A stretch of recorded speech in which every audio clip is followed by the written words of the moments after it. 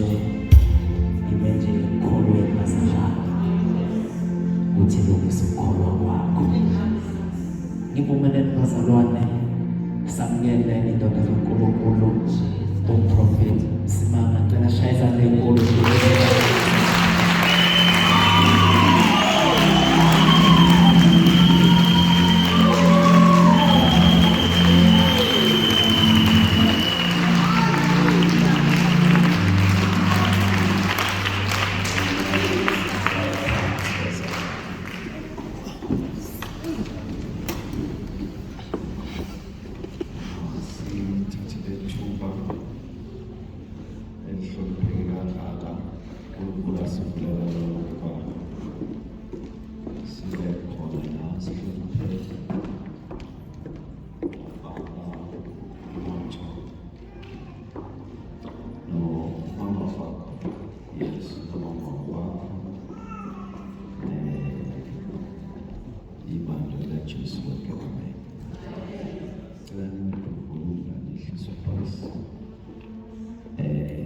Sibonga ukufika lapha sabantu.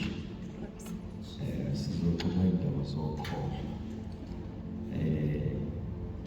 Siqinisane lapha nalapha. Amen.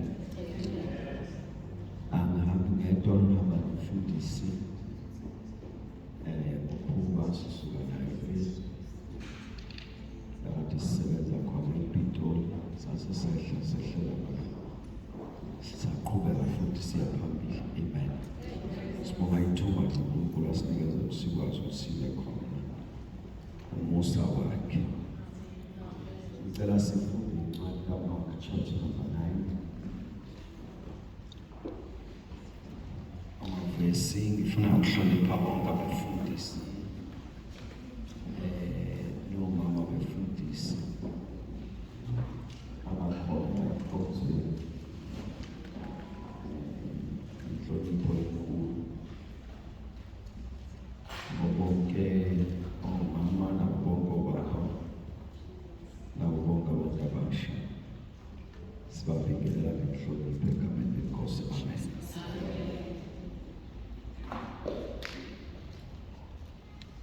Ngifuna nje umusho ombili lapha kuMark chapter number 9, verses number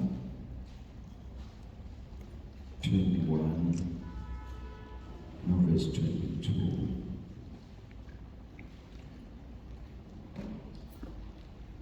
I don't know, namfundele lami noma namfundela weleni.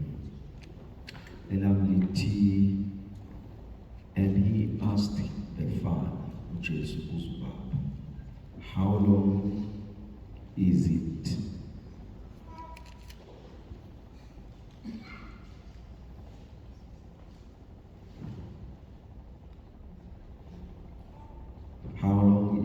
ago since that came unto him?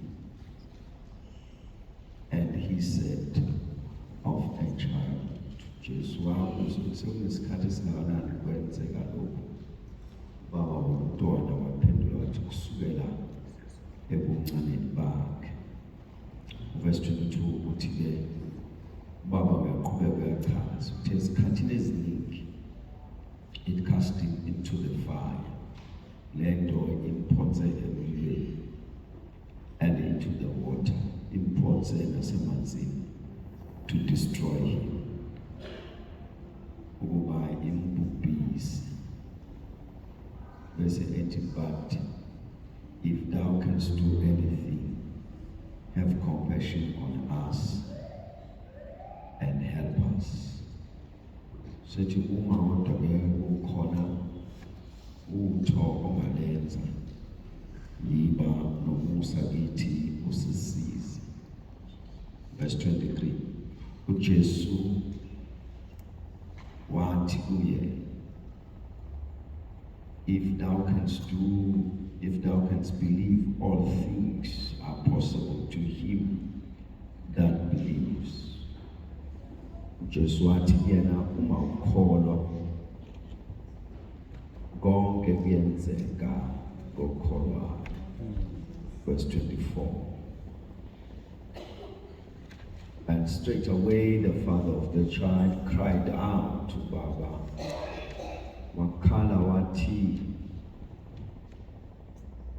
Lord, I believe. Kosi Yakov, help my unbelief. Siza ukukholwa kwami. Inkosi mayikhosi sokufunda kwethu la. Amen. Ngicela namhlanje bazalwane uma nicabekile nje sibuke lolu daba sibuke ama-point ambalwa then ngobe sengiqedile.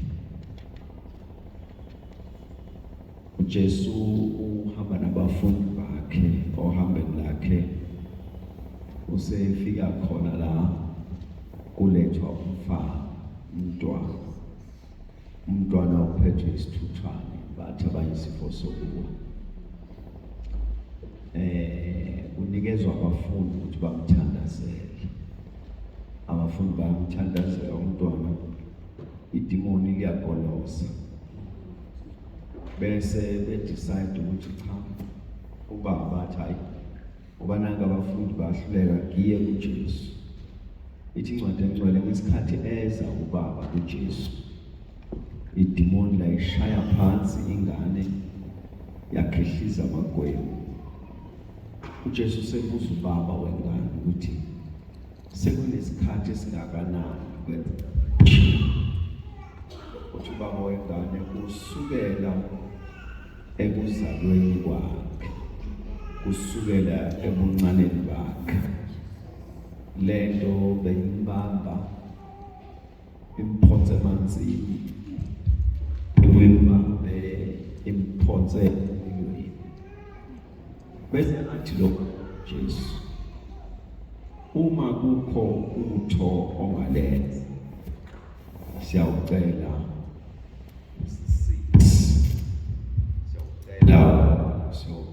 usisize.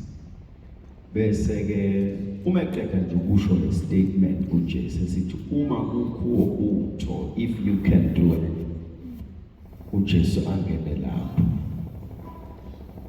Manje le Bible lawa ethu la isiZulu namanye isingisi ayicacisi kahle le ndaba kuleso statement, ngoba mangimanje niyangizwa nonke. Ngicela sicishe yonke umuntu ahlale phansi nganyakazi ukuthi ngiqede nani lapho sabe phansi ngabe ngisathinta lokhu uma lo baba eqeda ukuthi uma kukhona utho ongalenza siyacela ukuthi usisize. uJesu aphike istatement salo baba esithi uma kukho utho ongalenza. Elesizulu lithi leseswazini lithi uma kukhona utho ongalenza. Elesizulu lithi wathi uma unamandla siyawucela usisize. Amen. Na indaba ubaba ufika kuJesu, ufika nengane egula, uyisa kubafundi, abafundi bahluleka, ubuya nayo uza kuJesu. Mayise phambi kaJesu usho le statement uthi kuJesu, uma unamandla siyawucela usisize. Amen. Now uJesu uzwa umuntu efika kuyena athi uma unamandla. uJesu yamangaza khona umuntu ongafika kini. Esefikile bezathi kimina uma unamandla. Esefike kimi uthi uJesu kulo baba mangukuchazela iformat. Lento ishoyo ukuthi uma nginamandla irrelevant. Uma wena ukholwa, all things are possible. So uJesu uthi amandla awabuzi, ulula ukholwa. Ilono lisoyosho ukuthi amandla akhona noma wena. Lamandla uwaphuva ngokholwa. ubukhona bawo nobungekho bawo. Hello. Isingeniso lesi ngicela nisibambe kahle. Lo baba umfundisi wami uza kuJesu, uSon of God, uGod in flesh. Uza kuNkulunkulu osenyameni. Uthi kuyena unamandla. Siyawucela usisize. uJesu uthi kulo baba, uthi kimi uma nginamandla. Cha, uma wena ukho. Hallelujah. All things are possible. Hallelujah. So lo baba wabuka yena wafuna ukholo kuyena. Nilalele kahle le ndaba. Lo baba wasibheka yena kule statement sika Jesu sithi uma wena ukho, all things are possible. Uma ukho akukho okungenzeki. Manje lo baba ukhathaza ukuthi naku nawe uyikho. Kodwa nansi ingane iqhubeka iyagula ephambi kaJesu. Bese lo baba athi kuJesu, translation abhala kahle athi wathi ngiyakholwa. Mayike lo ngiyakholwa bese ethi siza ukungakholwa kwakho. Uthi lo baba ukuza kwami la Jesu ingoba ngiyakholwa. I would have not come here unless I believe. Uthi kodwa ingxaki enginayo. Uma ukhuluma ngamakholwa ngiphakathi. Kodwa mawukhuluma ngemiphumela out of faith ngi-out. Ngiyapindela ngoba siklasini. Lo baba uthi uma ukhuluma ngamakholwa ngiyikholwa njengoba ngiyakholwa. Kodwa uthi ma sowukhuluma ngemiphumela ewumkhiqizo wokho yaphuma. Because imiphumela enginayo does not qualify me ukuthi kuthiwe ngiyikholwa.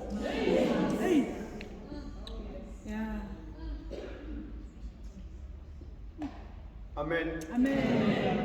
Now step number 1, akulona igama lethu ukuthi siyamakholwa. The ligama is derived from the results that we have through faith. So uma ungenayo into ongayikhomba empilweni yakho ewumphumela wokukholwa ungazibani nazo.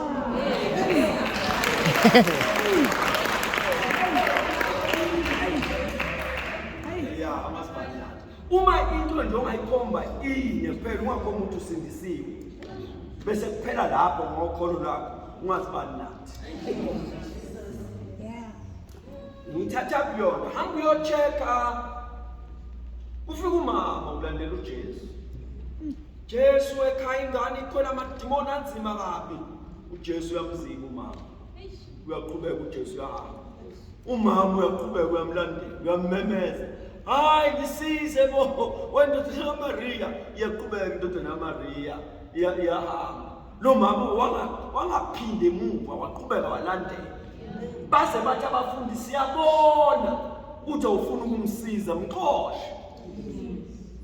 Jesu wasithatha isiluleko sabafundi wajikela kulo mama wathi mama ngize kubantwana bakwaIsrael abazizwe abokugcina. So lo mama kufanele athole le mpendulo agoduke. Umama wangajiki unokuthi ajike kwazilahle ezinyaweni zikaKristu. iBhayibheli ngesikhathi esezinyaweni zakhe khuleka uKristu wajikela kuyena umama eshaya angishoti lakhe lokuqala lokumzimba lahluleka. Washaya ngeshoti lesibili lokuthi wena wabezizwe ngize kubantwana bakaIsrael lahluleka. Wagijima kwalesithathu wathi mama ngiphethe isinkwa sabantwana. Akulungile ngithathe isinkwa sabantwana ngisinikeze izintshalo. Umama wangasukumi wahamba kunalokho wathatha le mpendulo wayijikisa. Wathi kanjalo nazo izinjana zidla ivuthuluka ewetafuleni labantwana. Uma uJesu fanele afune way out from there I say wezwakale sethi ukholo lungaka. Lo mama akazange wabizwa ngekholwa nje. It was on the basis of the results. Ukholo lukunika imiphumela bese ubizwa ngekholwa. Amen. Therefore I'm saying, uma ingekho into ongayikhomba, uthi le ngasethenzelwa ukukholwa. Sebenza mntana sekhaya. Yeah. This I say, ngoba uma nje emsebenzini njengoba uqashiwe, uncoma iCV yakho kuphelele lapho. Ngizawuyisa kwabanye abane-CV engcono kuneyakho, abangaqashwanga. If empilweni yakho ingekho into ongayikhomba, uthi ukubona uthi nayo into, kodwa bese ukukholwa ubona luyisizathu. Uma ubona umuntu odrayivayo ubona ukholo luyisizathu. Uma ubona umuzi ohlala kuwona ubona ukholo luyisizathu. Uma yonke into nayo uncoma ama-connection, uncoma imfundo yakho le-bank statement. I'm waiting for a time where you'll have it all but not working. Wena konke kodwa kungasebenzi.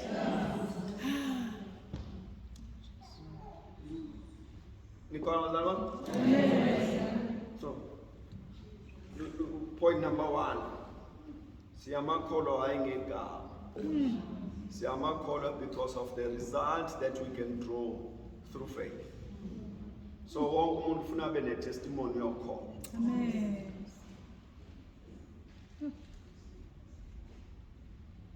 Wonke umuntu ufuna abe ne-testimony yokholo. Ngoba into eyenzakalayo la.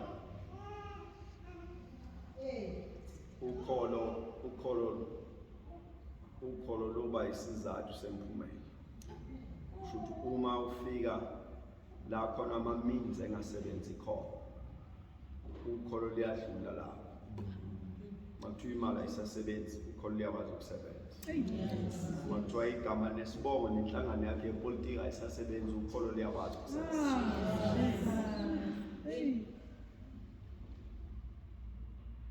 That's number 1. So wonke umuntu okholwayo uyikholwa lemphumela. Uma singenayo imiphumela yasokholweni, sizoba nemphumela e-average. Le mphumela e-average yenza sifane nabo bonke abantu.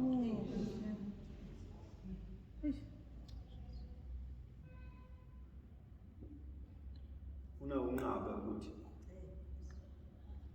ukholo lolu osibiza ngathi uyikholo ukunikeza imiphumela nabanye abahambe izinto abangabanayo. Fakube nomehluko to the things that are a product of faith. Hallelujah. Izinto ezikhiphiswe ukholo. Bhala phansi Romans 1:17, second dimension.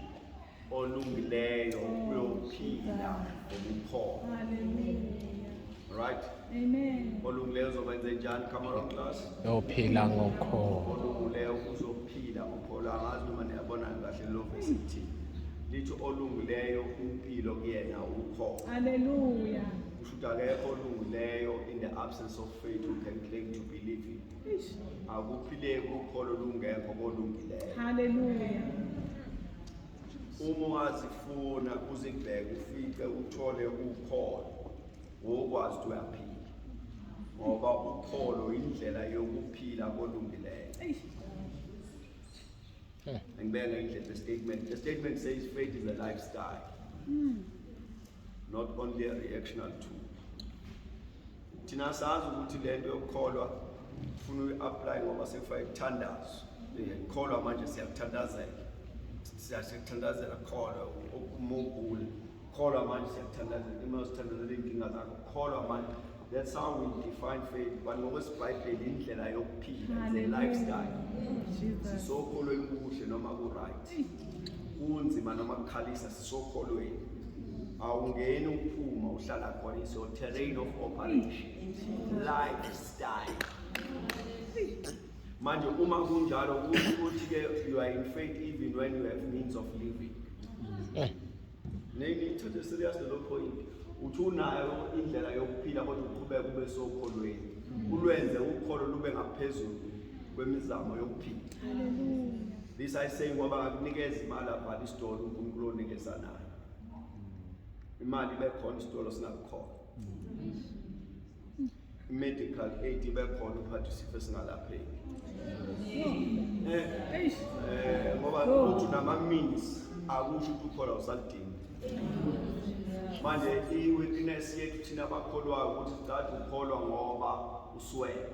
Nento ube nakho udedela ukholwa. Make waba nakho yenza ukholo lube ngaphezulu kwalokho nakho. Akufanele kube khona into kuwena that substitute faith. Point is serious. I'm saying in your life there should be nothing that substitute faith. Noma ngabe so nemali engakanani ungayivumi yeqe ukholwa. Amen.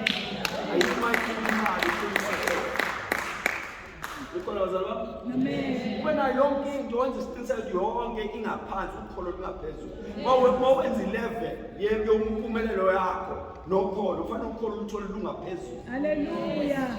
Jesus. Amen. Uyaqhubela isigameko sabantwana ba-Israyeli baphuma e-Egypt baya to the promised land. Before they reach their destiny kwaphela ukudla basehlala. Njengoba besehlane baphume becebile e-Egypt. When they left Egypt, they had the ability to trade. Baphuma benegold nesilver. Lolo labakhangali ithole lapha endleleni. Baphuma becebile. Abantu beIsrael, hawu khehla. Baphuma becebe serious. Hayi ndaba njalo. Kwaphela ukudla. Uma kuphela ukudla basehlala. Imali yokuthenga ikhona isitolo sikho.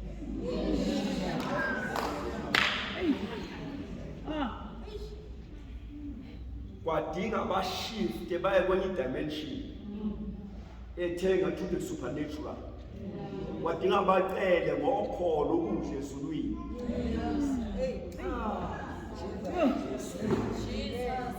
Lokudla abakuphakelwe ezulwini is the food that they could afford. What should this tall estate ukudla sini? Nothing must substitute faith into your life.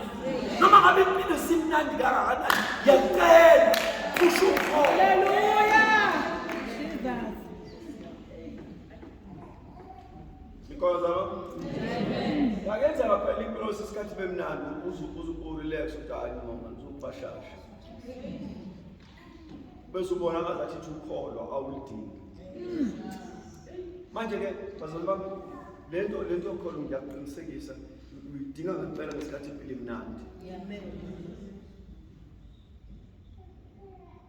Just point number 2. Faith is a lifestyle. It's a way of life. You know, my master, wherever we show up, results are from faith. Hallelujah. Kodwa ngiyizwa ney'khuluma zami. Lo baba ukhaliswa ukuthi uphambi kwaJesu kodwa akanayo imiphumela emihle. Setshela uJesu ukuthi no, lo kholo lwami ludinga usizo. Ngiyakholwa, siza ungakholwa kwami. Lokhu ungakholwa ukurutha from the result that he's having. So uyabona ukuthi impilo yakho akho madimoni. Awudingi ngisho deliverance. Udinga ukukhulisa ukholo. I'm serious. Into edingayo into your life ukhulisa ukholo lwakho. I'm moving to point number 3. Romans 10:17 says, faith cometh by continuously hearing the word of God. Hallelujah. Kuthiwa ukukholwa kuza ngokuzwa izwi lenkosi. Nisekhona no? Kuthiwa uma uzwa izwi uza nokho. I-package yokuza kwezwi ukho. Kuthiwa alikwazi ukufika izwi kuwe bese ungabi nayo effect kuthiwa faith. Amen. Amen. Kuthiwa alikwazi ukufika kuwena izwi bese imphumela kungabi ukho.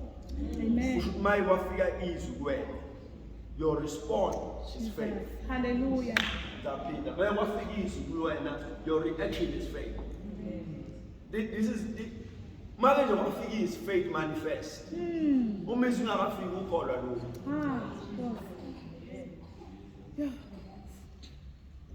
Hello. Amen. Ma ubona umuntu ekholiwe okwazi uzwile. Lolukholo alukhambe nomwede every somewhere. No. There must be the way. Uma kwafikisa ukholo selikhona. Or ukholo lumkhiqizo weso. So akekho ongaclaim ukuthi ukholiwe ize ngazwanga. What I always make an example ukuthi ma uchecka uJesu abantu ahambe nabo kwazi kwaba sekupheleni bawu-12.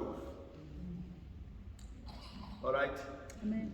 Lapho engizenze kuphela lapha bawu-7 behlezi lapha belinde babadiso kamoya kodwa ake sikhuluma ngalabo bawu-12 wasala omunye endleleni lokhuza lalelani bazalwane uyazi uJesu ngaphela mina bengingabheki into uzogcina nalo 12 ngiyazibuza ukuthi ingane le afisa ukufeni yashona nalo wayehlezi eciba into 8 years waphelelaphi ngiyazibuza isixuku lesi sadla sheshe isinkwa siyanda sadla ngiyazibuza saphelelaphi sekugcina abantu sebehlezi eroom ngitholwa iBhayibheli ukuthi ababehlezi upper room sebesekamereni emva komsebenzi ongaka Sengiyayibona impendulo lapha alikho ikholo elizalwa umangaliso.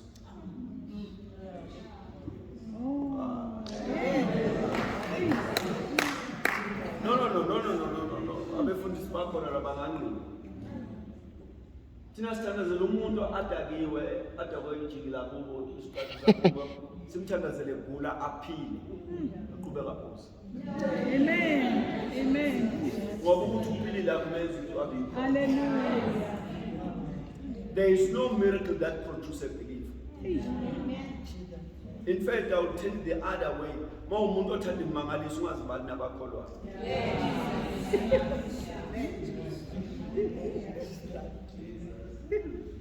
Believers are a product of the word.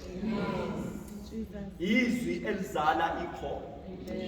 And uJohn usitshele wathi mina ngizelwe ngembewu engakho. Amen. Akathi ngizelwe ngokukhishwa efweni. So uma sesikuthandazelile waphila asindaba yakho ifuna sikulinde uzwe izwi. Amen. Sesiyokwazi ukuyikho. And I can take it further. Check out uJesu. Buka uJesu imhlola yenzayo. Ufika abantu bathi kade sifuna. Bathi sesesawela umfula sashona lesamba sifunayo. Wathi uJesu uthi ayenzange ngimfuna. Ngimfuna ngenxa yezinto lezi. Bese yabaxosha. Ngoba uyazi ukuthi angixosha amakhono.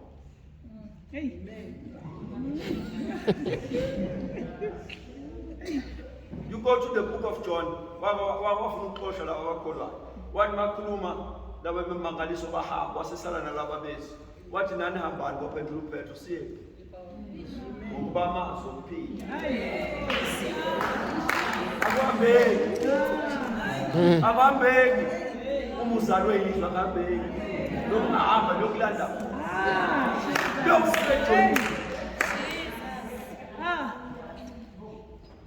Believers are a product of the word. When there is no word, there is no belief. Again, I came to call you. Let me put it the other way. Ukhona language yabakholwayo, khona language yabangakholwa. Ilanguage yabangakholwa imangalisi, language yabakholwa yizo. And it's trace that I conjure the New Testament, I touch up the Old Testament. Unkulunkulu uthuka uMoses, ahambe uyokhulula abantwana bakho. Bamla, uthi Moses uyofika ithi ubani. uNkulunkulu uyofuthi I am that I am. Ngibuye ngikuthi. Wahamba. Mabafika uIsrael ubuza ufaka. Ubani noNkulunkulu. Note. Akasho uMoses uthi I am that I am. Instead, ujika amanzi wenza igazi. Ujika uthuli ulenza maskini. Lemmangalise yishuma kuyona yaIsrael. uIsrael wanele ukuthi uzwe ukuthi the I am that I am. Wanele bona. Ngoba bakholwa. Amen. Ufala ngamazwi oNkulunkulu. The only language is umkhedeni imangaliso.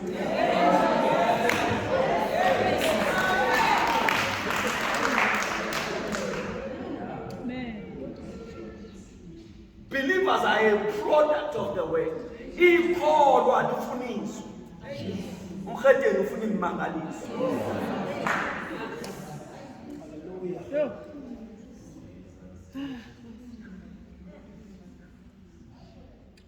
Believers are a product of the word. Umizwi lingeke khona le. The right person. Amen. Yeah, umizwi lingeke khona. So when the word has come, then you have a belief. Amen. So I'm saying to you that when this faith cometh by continuous hearing the word of God. Tell them to uyibone kahle le. Ukukholwa kuzwa ngokuzwa bese kuthiwa nakho ukuzwa izwi lenkosi. Two things. Kuthiwa ukukholwa kuyeza it comes. When you hear the word, faith comes. Usho ngeke sikubeke izandla. Bese sithi receive faith. So kube njalo.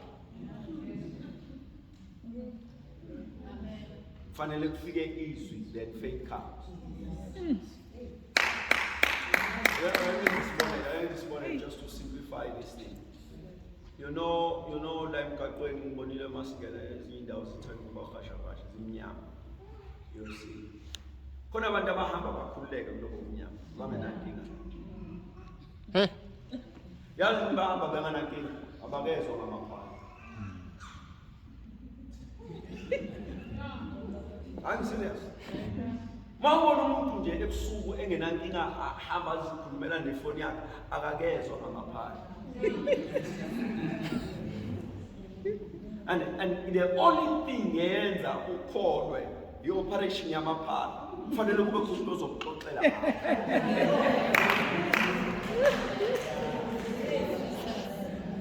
Amen. Let me put it the other way. Ube ukuthi nje la hlala khona ngale emalokishini.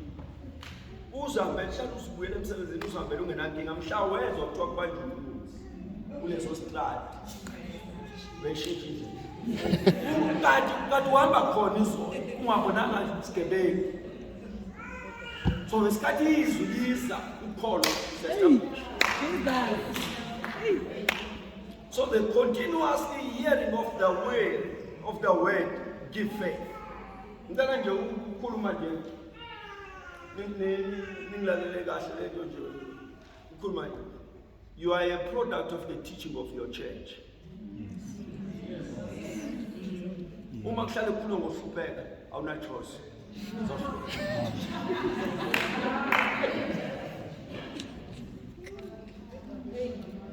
I'm serious.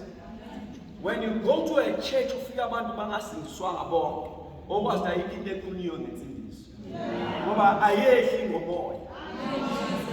Cometh by hearing. I'm serious. Romans 10 uthi bayokholwa kanjani bangahlunyezwanga. So if you have to believe God for impumelelo empilo yakho fanele ufike kwi-atmosphere la kulethwa khona izithembiso zempumelelo ngokwezwi lenkosi. There is nothing in your life ongakholelwa uNkulunkulu kuyona ungakezwa layo. Amen. Hey bazalwane bami. Point number 3 lo angithi ngizwe faith cometh by continuously hearing the word of God. Amen. But ngifuna ngikhombise into to the very same verse ongayibona. Ukukholwa kuzwa ngokuzwa, nakho ukuzwa izwi lenkosi. Lo nakho ukuzwa uthi uma uzwa izwi lenkosi you receive faith. Amen. Uma uzwa izwi lenkosi you receive a form of hearing.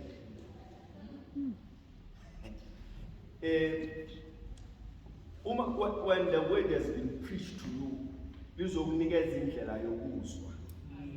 Oqala ngithele kunikeza ukukholo, wesibili kunikeza indlela yokuzwa. Nayi lento ngoba ngifuna uzathi ukuthi seduze lapha. Uma umuntu akhuluma isingisi singasizwe, akusho ukusizidoma. Kusho ukuthi asinaso. Ngoba usizwa ngamadlela, usizwa ngesingisi.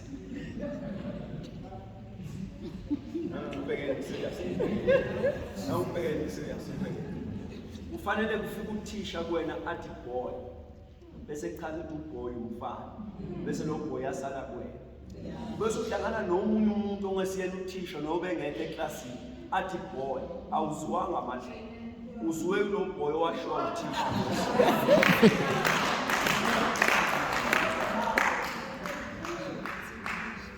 so njengoba kuke kuza izwi kuwe lukushiya with a form of hearing. Amen.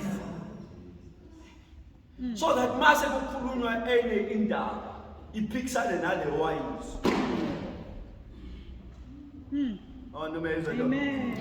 Ngoba bathi mabebeka udaba laba abantu bese kusho ukuthi unenye form of hearing khona kuyoswakuzwa.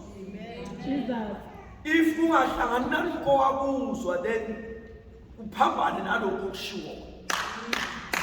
Amen. So yokuma unezwe liningi ngakuwe mawuzwa into ayikho right yonke. Amen. Kodwa mawazuzwa lutho konke okuzwayo ku right. Hey. Amen bazalwane. Konke okuzwayo mawungakazi uzwe lutho ku right. Kodwa make wezwa umusuzo okunye kushayisana noloko. Amen. Amen.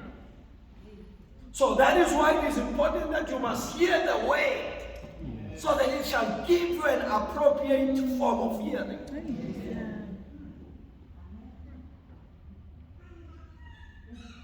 Umizwi lingeke ikholwa lethu.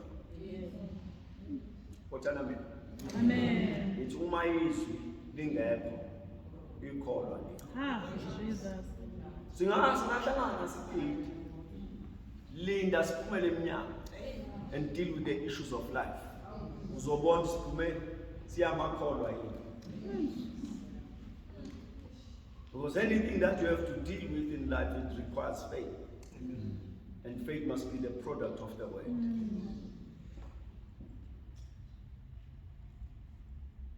And I know a tendency here to tina bakhuluma ngezindima abasindisi.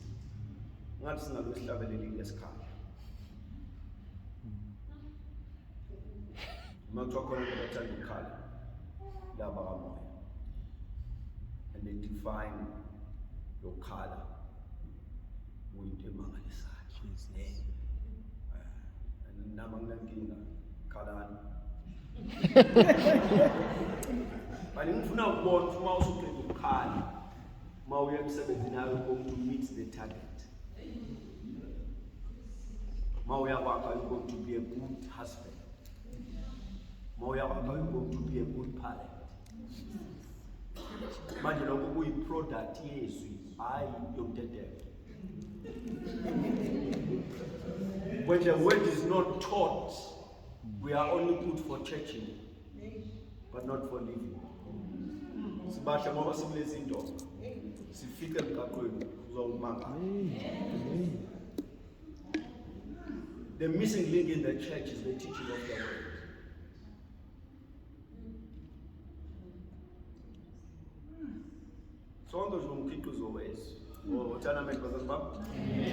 So I'm saying to you, when faith comes, when the word of God comes, faith is. We can make an example before we move to the second point of a woman in the Bible where is one of Jesus, the book of Matthew. So no mama, why say 12 years, 12, and they say for more. Because it was where is one of Jesus.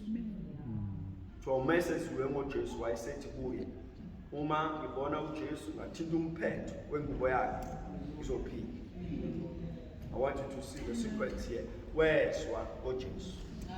Lo uzwa ngoJesu kwazala ukholwa. Akambonanga akamazi uzweka. Faith cometh by hearing. Wezwa ngoJesu ukholwa. Lo lukholo lumkhiqizo walelizwi. Then mayisekhulu wayesethi kuye beke ngabona uJesu kathina umphetho ndiyabanga ezosombululeka. Wezwa mayezwa ngoxwala ukholwa.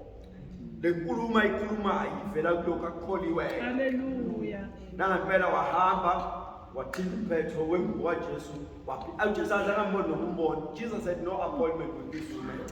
Lo mama nje weze sepholile wathinta umphetho wengubo. Mayithinta umphetho wengubo waphila bezwala uJesu ethi hey ubona uthintile. Wathi uPetro sicela ukuchazela Nkosi yamakhosi. Sonke siyathinta. Akwazi ukuza lo sonke siyathinta. Wathi uJesu lonke niyathinta bathi ya wathi fakazana. Wathi swayi. Wavela umama ohead. Mayivela umama wathi hayi ngezwe ngakholwa ngase ngithi mangithinta umphetho wengubo.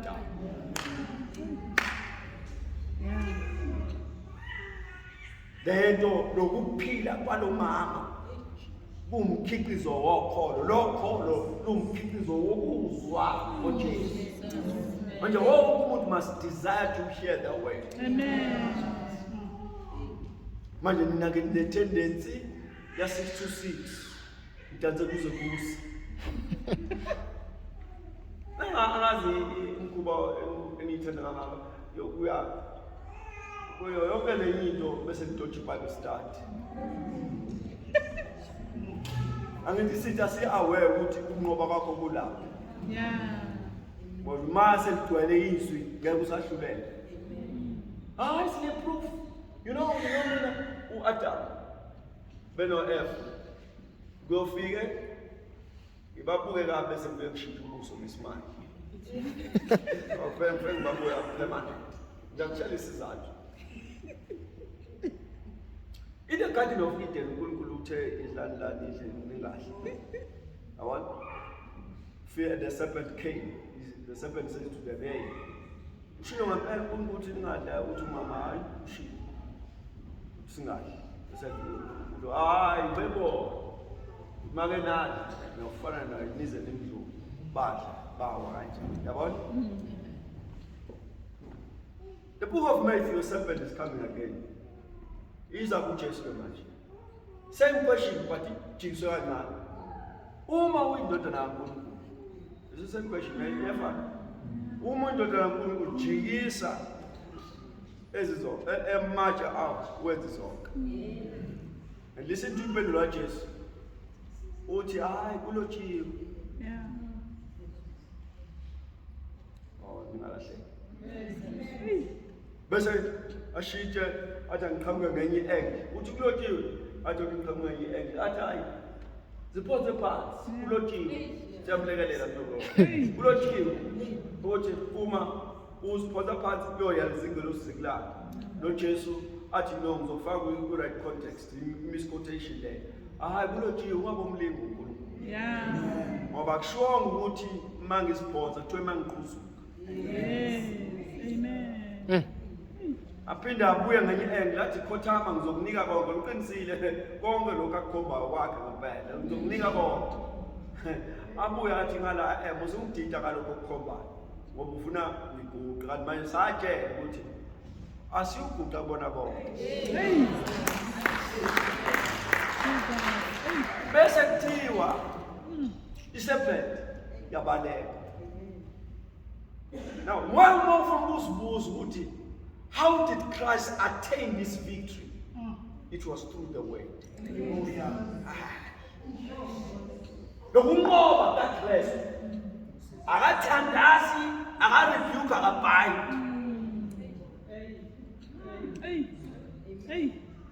And I'm being honest. Njengoba phuma entabeni 40 days fortnight kadazilile. Boyosho kubeka anyathi bezothi in my name I bind you or angazi bezoshwanya. Angazi bezoshwanya. Kodwa beyosho kanye usathane uphonzela kude.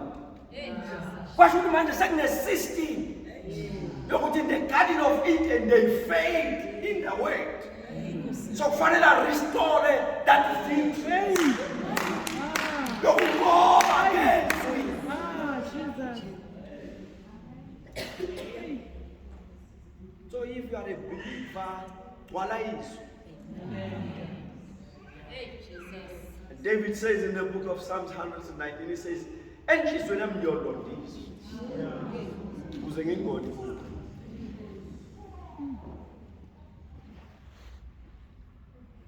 So when the word has come, faith is.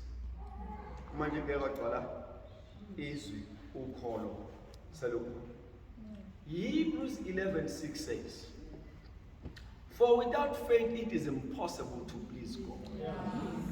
For he that come to him must believe that he is, and that he is a rewarder of them that diligently seek him. Ngaphandle ukukholwa awunakumthokozisa uNkulunkulu. Ngokuba lo zakuyo fanele akholwe ukuthi unguye, nokuthi umvuzo walabo abamfunayo. Ngicela ukubona istatement. Istatement is simple. See, the heavens are pleased only in faith. Mawufuna ukuze yini ejabulisa abasezulwini ukufica usokholweni. Uyabona ukuthi ukubabaza kaJesu uma umuzo sethi awu ukukholwa ngaka ngaze ngalibona ukuthi bajabulile abasezulwini.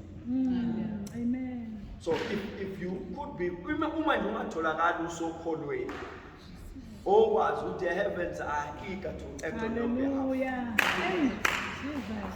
No, so the limitation into your life eyenza kuba ngathi impilo yakho iyahlangahlangana ulahleka ukhona. Akuyona ngisho generation case laba kuchazela ngayo ukhona. Namba wonke ama-dress or deliverance nani namhlanje ngizokwenzela indlela ibe lula. If you can have faith, all things. Hallelujah. Usho Jesu, akusho mina. Usho Jesu wathi okholwayo akukho okungenzeki. And faith is only faith when it's the word of God. Amen. No. You know, the verse, I expected the verse, he that come to him must believe that he is. Which one? The weight of faith is to first believe in God even before his power. He that comes to him must believe that he is. Oza kufanele akholwe ukuthi unguye. Akhuluma ngamandla akhe. Bese kuthiwa he is a rewarder. Sekukhuluma ngemisebenzi yakhe. Manje nina nikholwa imisebenzi nikhohle ukukholwa ukuthi. And this is subject uJesu ayinika abantu eqeda ukuqalisa umkhiwane. Abafundi bakhe sebemile abafuna na ukuqalisa yabo imkhiwane. Uthi kubona have faith in God. Bese ngenzansi kuyikhathi ebatshela ukuthi niyonyakazisa ihlahla ziphonseke emanzini. Kodwa i-terrain nomsuka wokholo ukukholwa kuNkulunkulu. And that faith in God ithi noma engenzanga lutho. Now you will only know that faith is faith when you can continue believing him even when your prayers are not answered. Amen. Angithi kana asizama we are in a relationship with this God. Amen. So ayikho into ayenzayo esishintshayo ngayo. Angithi uyamusa uJob noma ngabe ngishawa uwe, but I will still trust you. Amen.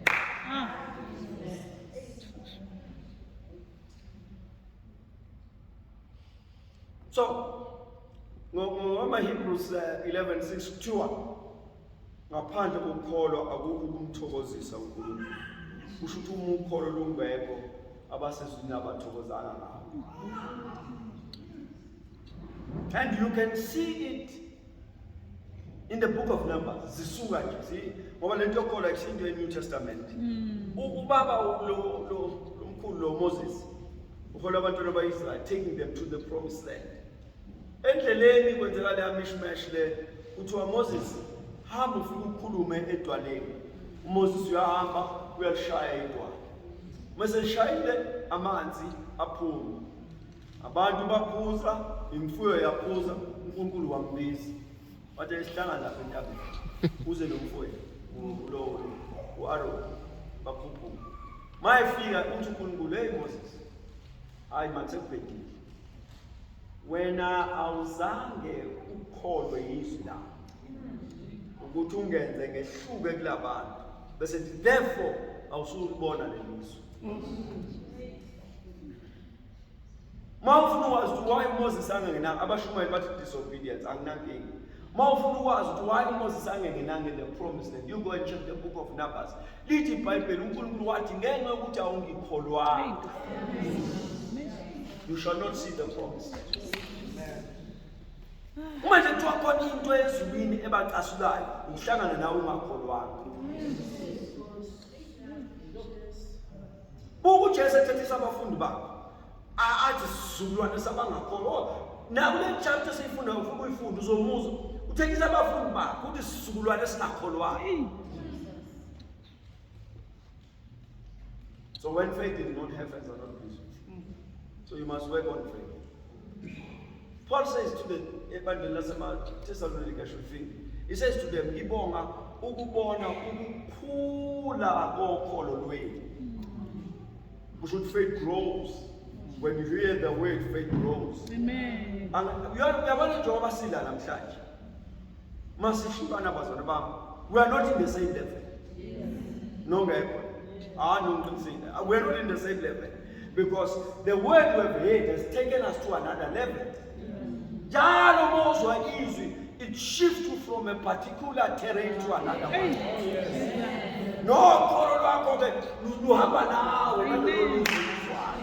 You cannot believe and remain the same.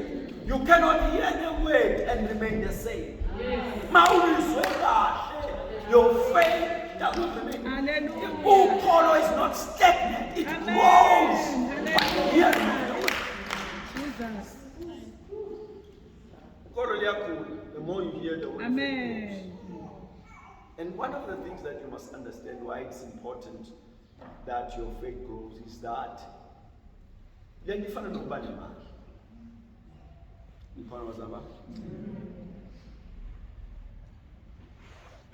you see, figure about what's taking on the store. Ngisanda ukuthenga enye imoto. Mawufika khona bangifuna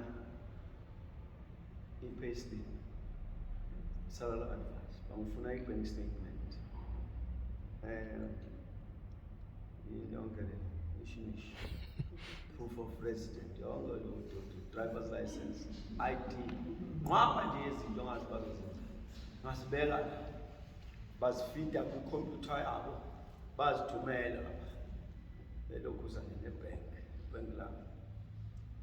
Hayi babe bathi ijabula le deal is approved. Athi my bond goes.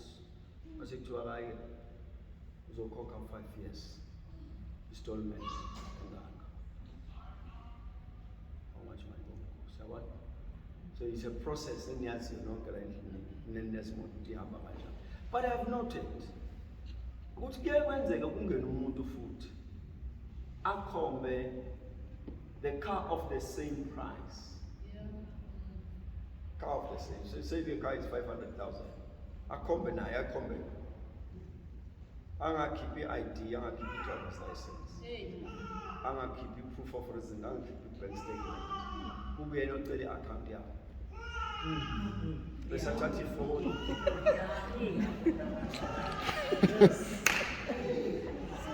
Bese athatha ifoni. Athi biza lapha i-account bayibisi. Maqeda athi ake check. Uyoka finance 20 billion twice.